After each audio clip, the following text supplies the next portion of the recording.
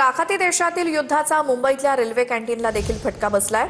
आयआरसीटीसीच्या railway कॅन्टीनमध्ये gas सिलेंडरचा तुटवडा भासलाय। पवई, कुर्ला, शिवडी, बोरिवली आणि वलसाडमधील रेल्वे कॅन्टीन बंद करावं लागलंय। गॅस सिलेंडर नसल्यामुळे कॅन्टीन बंद करण्याचे आदेश आयआरसीटीसीने दिलेत। याचा आढावा घेतला आमच्या प्रतिनिधीनं, बघूया।